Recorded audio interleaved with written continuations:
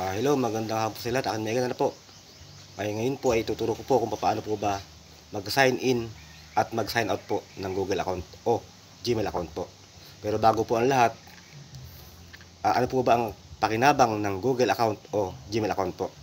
Ito po ay pinapakinabangan po natin kung sakasakali po na mawala po ang ating SIM o kaya naman po makalimutan po natin ang ating password po sa Facebook o kaya naman po mawala po ang ating cellphone. Ito po ay papakinabangan po natin sapagkat nagpapadala po ng confirmation code kay Google o kaya naman po kay Gmail para po mabuksan po natin ang ating mga Facebook po.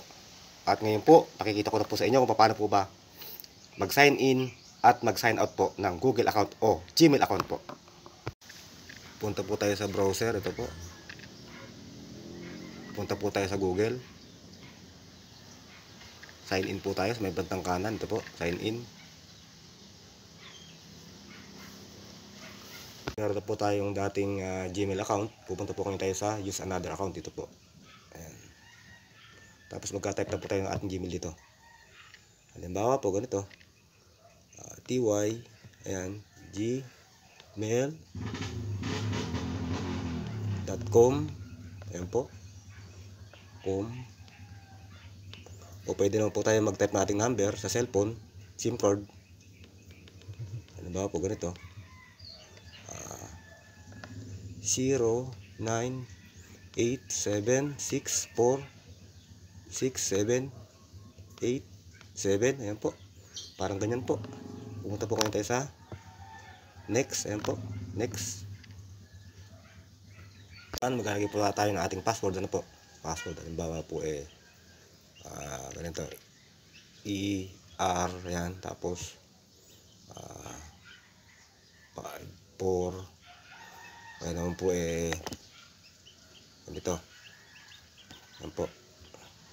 Ano ba? Ganito. Ayan. Pwede na po nating i-next yan. Ano po? Ayan. Punta po sa next. Okay na po yan. O open na po yan. Ano po? Magkakaroon na po tayo ng Gmail account. Ano po? Dahil meron na po tayo Google account.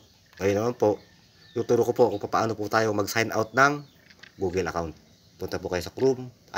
Hindi po pala Chrome. Pwede po sa Chrome. Pero mas maganda po sa browser po. Ito po browser na po.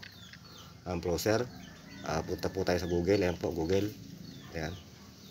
Punta po tayo sa ating profile sa Gmail. Ayan po, kulay dilaw. Ayan. Ayan po, nakita nyo po ba? Ayan. Sign out. Ito po sa bitang kanan. Sign out. Ayan po, sign out. Ayan. Ngayon, wala na po tayong Google account. Naka-sign out na po tayo. Ano po? Ayan po. Kasi po, pag na-sign out po, lalabas po doon, sign in.